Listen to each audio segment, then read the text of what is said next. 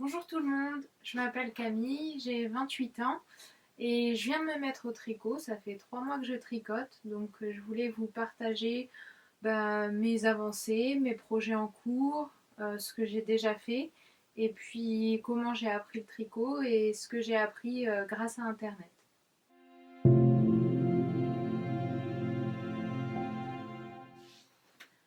Du coup, j'ai pris tous mes projets à côté de moi et je vais commencer avec le premier projet que j'ai tricoté. Donc c'est une inspiration de la Sophie Scarf de Petit Knit. Je pense que tout le monde connaît cette designeuse. J'ai trouvé un tuto sur YouTube, c'est l'écharpe Montmartre. Et c'est tricoté donc avec un fil 50% coton, 50% acrylique qui vient de chez Action. Je voulais pas mettre beaucoup au début dans une laine très chère parce que je savais pas si le tricot allait me plaire. Et en fait, c'était très très compliqué de tricoter cette laine-là parce que je sais pas si vous le voyez, mais en fait, elle est très très irrégulière. Il y a plein de petites boules de laine qui se formaient et c'était super compliqué à tricoter. En plus, j'ai tricoté ça sur des aiguilles droites au début, bien sûr, et ça prenait énormément de place. Les aiguilles prenaient énormément de place pour un tout petit projet. Donc c'est vrai que c'était compliqué, mais je me suis accrochée et finalement je l'aime bien. Alors les couleurs, c'est pas forcément celle que je porte le plus, mais je suis fière parce que c'était mon premier projet. Et par contre, dès le début, j'ai commencé à bloquer mes projets. Celui-ci, je l'ai fait avec de la vapeur. Et ça s'est super bien étiré parce qu'au début, c'est vrai qu'elle était un petit peu courte. J'avais utilisé une pelote complète, donc 50 grammes. Et c'est vrai que c'était un petit peu petit. Et avec le blocage, ça s'est super bien étiré. Le deuxième projet que j'ai tricoté, c'est toujours sur le même principe de la Sophie Scarf retravaillée. Donc avec le tuto de l'écharpe Montmartre, j'ai fait cette écharpe là avec du fil chenille, une grande écharpe, donc pareil, qui se porte en double tour. Hop. Donc je l'aime vraiment beaucoup celle-ci, j'ai mis peut-être une dizaine d'heures à la tricoter. C'est en polyester comme tous les fils chenilles bien sûr.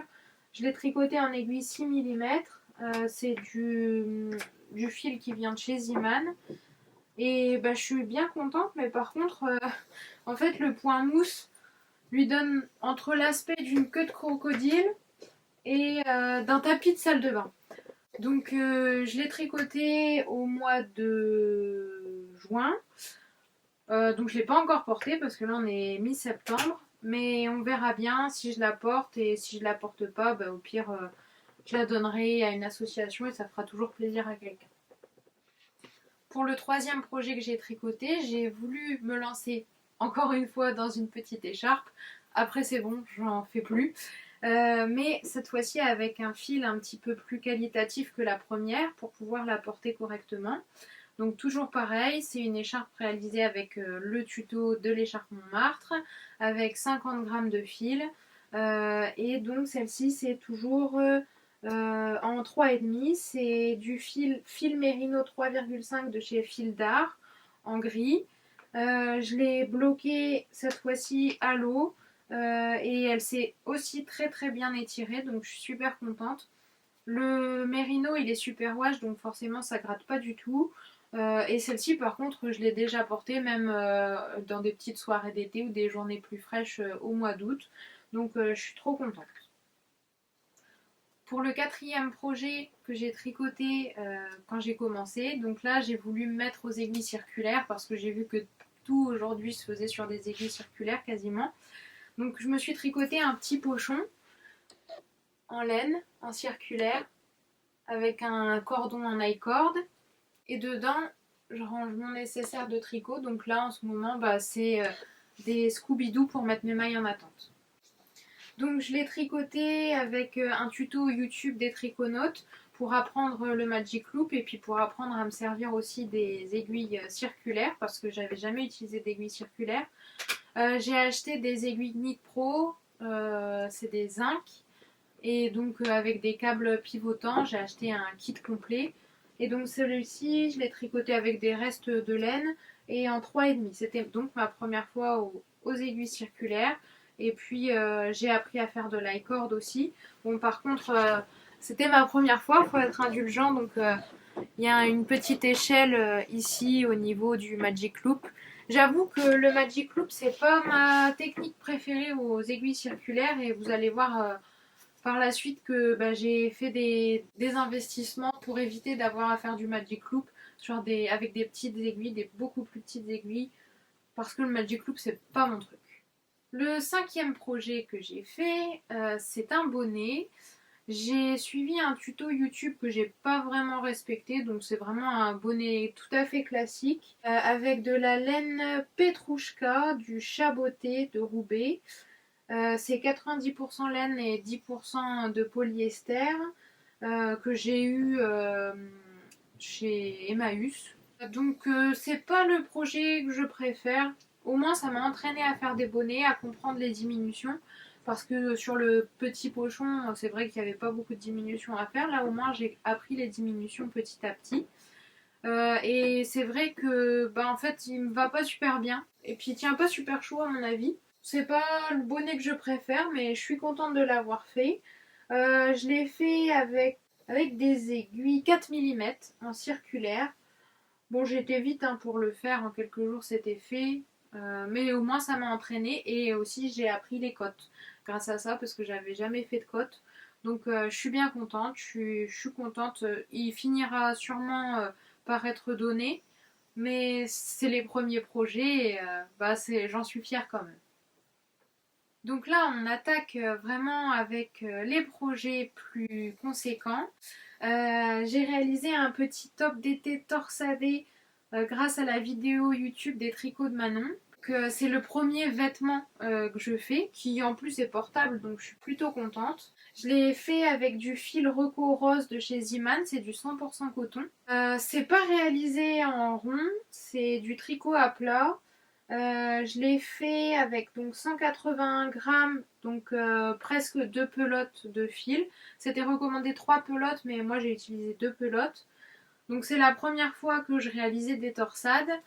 Ça m'a permis d'apprendre les torsades en vidéo et ça je vous recommande d'utiliser, vraiment quand vous débutez, je vous recommande d'utiliser des vidéos pour apprendre les premiers pas on va dire. Après on peut utiliser des patrons écrits mais moi j'ai préféré utiliser des vidéos pour les premiers tricots et franchement ça m'a bien aidé. Je suis bien contente d'avoir appris plein de choses grâce à ce top là, à faire les cottes, à faire du jersey aussi à plat parce que j'avais jamais fait. Donc j'ai appris la maille en verre, etc. et les torsades. Et je l'ai porté quelques fois cet été, je suis bien contente. Et le coton est super agréable à porter. Par contre, à tricoter, c'était un petit peu moins agréable parce que les fils se séparaient en fait quand je tricotais et il m'est arrivé de piquer mon aiguille en plein milieu de la pelote. C'était pas très pratique, mais je suis contente. Le projet suivant, ça a été un projet ultra rapide. Je l'ai fait sur une journée, donc un dimanche après-midi, j'ai fait que ça de tricoter. Et j'ai fait en fait un bonnet pour mon mari qui voulait un bonnet vraiment simple, donc sans revers, etc. Mais bien épais parce qu'il aime les bonnets très très épais. Donc j'ai utilisé une laine pareille que j'ai eu chez Emmaüs, c'est du Wonderwool de Scholler-Stahl, je ne sais pas si ça se dit comme ça. C'est du 51% laine, 49% acrylique. Et donc laine de récup chez Emmaüs. Et vraiment, c'est le premier projet que j'ai fait sans patron. Et je suis plutôt fière, j'ai pris son tour de tête et puis j'ai monté les mailles en fonction. Donc c'est de la laine vachement épaisse que j'ai tricotée en 6 mm. Je suis bien contente, j'ai fait des torsades grâce à ce que j'avais appris avec le premier top que je vous ai montré juste avant. J'ai fait des torsades et puis j'ai fait des diminutions petit à petit jusqu'en haut. Et j'ai hâte d'être à cet hiver pour voir s'il le porte. Alors là, on passe, je crois, au deuxième projet dont je suis le plus fière.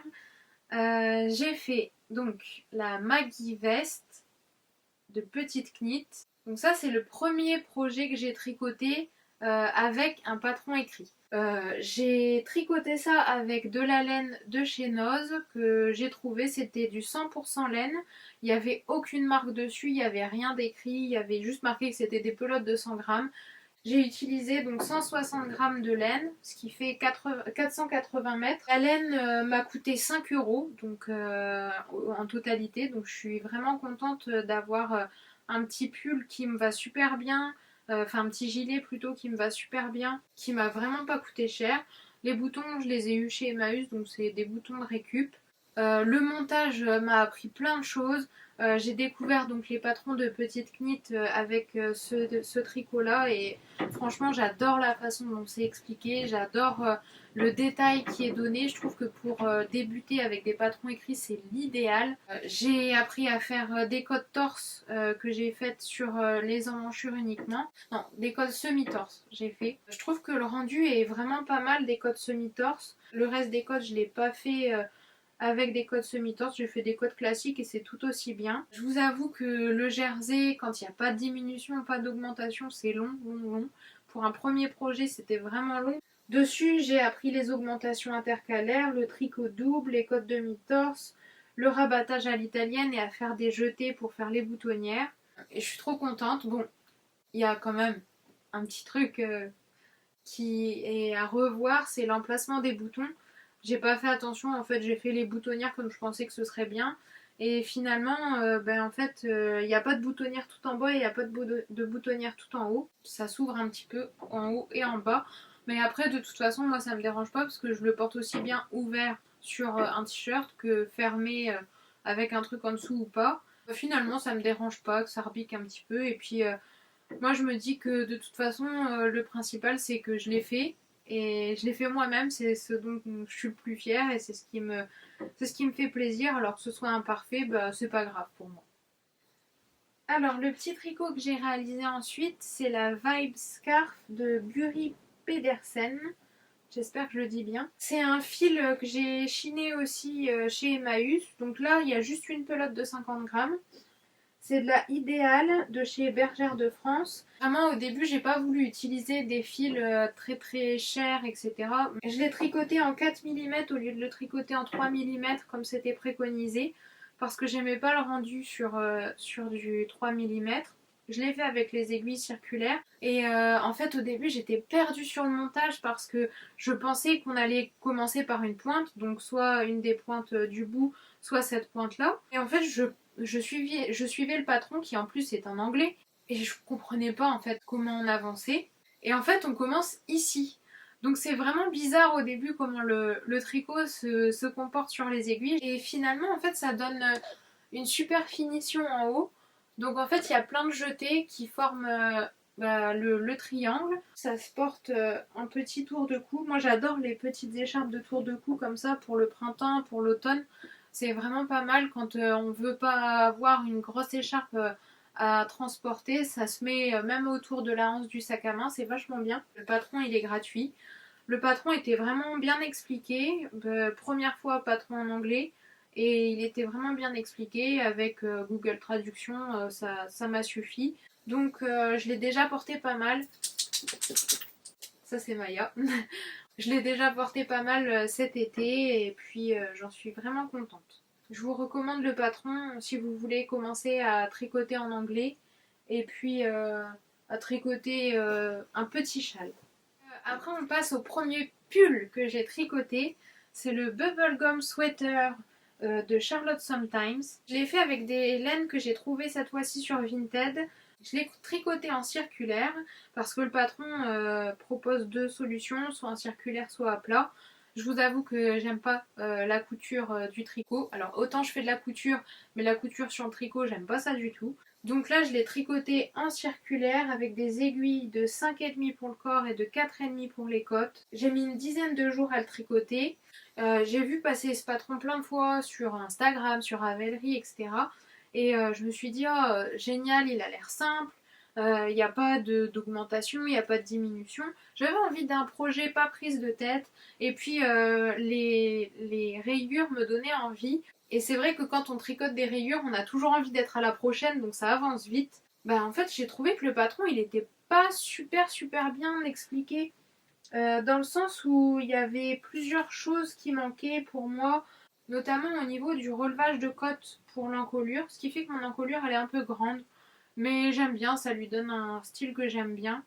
J'ai noté que au niveau de l'encolure, j'ai réalisé 12 rangs au lieu de 18 pour les cotes. J'ai fait un rabattage élastique parce que sinon je trouvais que l'encolure elle était trop large, enfin trop épaisse. Donc 12 au lieu de 18. Au niveau des manches, j'ai fait des diminutions avant les côtes parce que sinon je trouvais que c'était vraiment très large. Bon là elles sont larges quand même, hein, mais c'était très large sinon. Je l'ai bloqué et au blocage il a très fort grandi. Je vais vous mettre une photo avant après blocage. Heureusement qu'il s'est agrandi, je vais vous dire, parce que c'est vrai qu'il était un petit peu court. C'est un patron très simple, hein, il n'y a que du jersey. Et justement, en fait, je me suis rendu compte que j'aimais les patrons où il y a des diminutions, des augmentations, où il y a des cotes un petit peu particulières, où il y a des torsades, etc. Et c'est vrai que celui-ci, c'était long. Je ne l'ai pas encore porté. Par contre, quand je l'ai essayé, c'est vrai que j'ai porté un t-shirt en dessous parce qu'il y a beaucoup de mohair dedans et c'est du mohair qui gratte. Surtout le blanc et malheureusement c'est celui qui est au niveau du col. Donc à porter avec un t-shirt dessous. Après moi je suis... Ça me gratte mais ça me dérange pas plus que ça. Je suis pas plus sensible que ça à la laine qui gratte. Donc j'ai hâte qu'il fasse un petit peu plus froid pour pouvoir le porter. Une fois que j'ai terminé mon bubblegum sweater, je me suis lancée dans un pull beaucoup plus compliqué parce que je voulais pas un pull justement très simple comme le bubblegum sweater. Je me suis lancée dans le Brady Loops sweater de Other Loops. J'ai un accent anglais pas top, hein. Mais je me suis lancée dans celui-ci avec des laines, avec une laine, la violette que j'ai trouvée sur Vinted aussi, et misère, ils se sont trompés sur l'étiquette au niveau du métrage. J'avais calculé avec les quantités que j'avais, normalement c'était bon, il n'y avait pas de problème, et en fait je me suis rendu compte qu'ils avaient dit qu'il y avait 50 grammes 349 mètres, et en fait c'était 100 grammes 349 mètres. Donc forcément, quand je suis arrivée à la moitié de mon pull, eh ben, j'avais plus de laine. J'étais dégoûtée, en plus j'avais super bien avancé sur mon pull, ça m'a complètement dégoûtée. Et puis je me suis dit, bah c'est pas grave, je vais faire un pull bigou. Donc j'ai cherché une laine dont le grammage se rapprochait le plus possible et la texture aussi se rapprochait le plus possible de la première laine. C'est donc de la Drops Alpaca unie en rose clair. J'ai réalisé la première taille, heureusement parce qu'il taille quand même vachement grand je trouve. C'est un pull qui se construit de façon assez particulière, il se commence dans le dos, on fait les épaules, les torsades des épaules et ensuite on joint en rond. Et puis il y a plein de jeux d'augmentation ici au niveau des côtes, des augmentations, des diminutions ensuite pour les manches. J'ai appris énormément avec ce pull là. Tant au niveau des côtes qu'au niveau des torsades, encore plus au niveau des diminutions, des augmentations. Franchement, il tient super chaud. Je l'ai déjà porté un jour où il faisait pas beau. Et il tient vraiment très chaud. Je vous le conseille vraiment si vous voulez un pull doudou. Alors, par contre, un petit inconvénient à ce pull là, les emmanchures sont très basses. Et du coup, pour mettre un manteau l'hiver, ça va être une galère pas possible parce que du coup, le manteau va remonter les manches. Bon, je prévoirai, je mettrai un manteau large avec celui-ci. Il y a juste une petite chose qui me déplaît un petit peu et c'est de ma faute, hein. Je sais que j'ai dû faire une bêtise, peut-être pas assez serrer ma dernière maille avant les côtes à chaque fois. Mais on voit peut-être ma dernière maille avant la maille en vert au niveau des côtes. Elle fait des petites boursouflures à chaque fois. Enfin, c'est pas très joli. Après, une fois porté, franchement, ça va.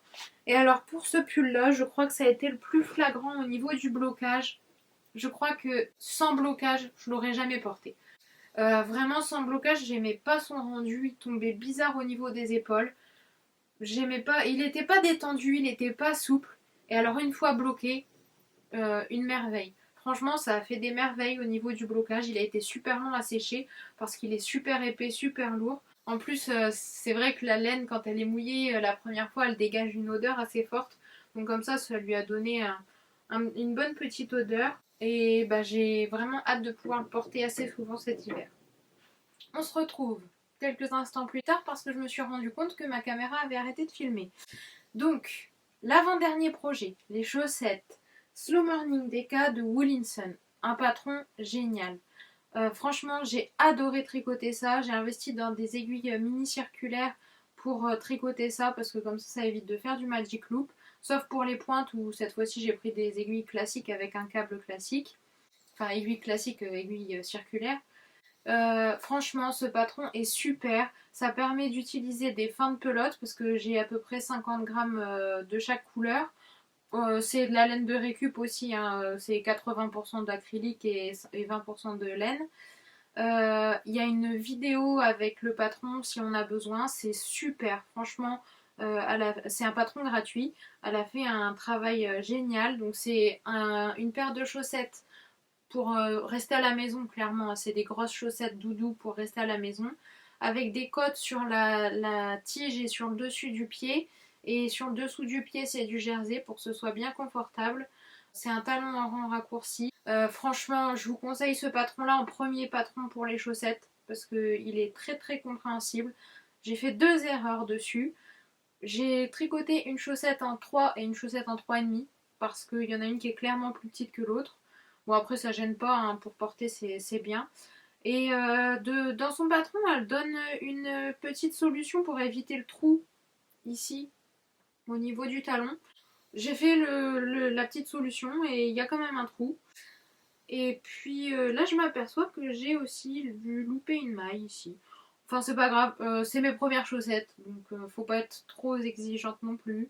Je les ai déjà portées, elles sont super confortables. Je les ai bloquées, ça les a un petit peu détendues et franchement, c'était nickel. Et enfin, on a le dernier projet pour notre petite Maya adorée. Maya est une chihuahua. Les chihuahuas en dessous de 20 degrés, ça tremble. Elle a régulièrement froid. Et là, les soirées, on est mi-septembre, les soirées deviennent assez fraîches, donc il faut lui remettre un pull. Et j'ai tricoté, donc pour elle, le Edinburgh Seamless Dog Sweater de Calico Radio Knit. Un patron, encore une fois, gratuit et génial. Un patron gratuit avec une vidéo. C'est en anglais, mais ça se comprend très très bien. Super bien expliqué. J'avais un peu peur parce que en fait, quand je lui mets un pull, j'avais déjà essayé d'acheter des pulls tricotés. Et le problème, c'est qu'au niveau des emmanchures pour ses pattes, c'était trop petit et ça lui faisait mal ici. Alors que là, les emmanchures sont bien larges. On dirait une cagoule, hein, pour aller faire un braquage, mais non. Et donc là c'est bien bien large, ça lui va super bien.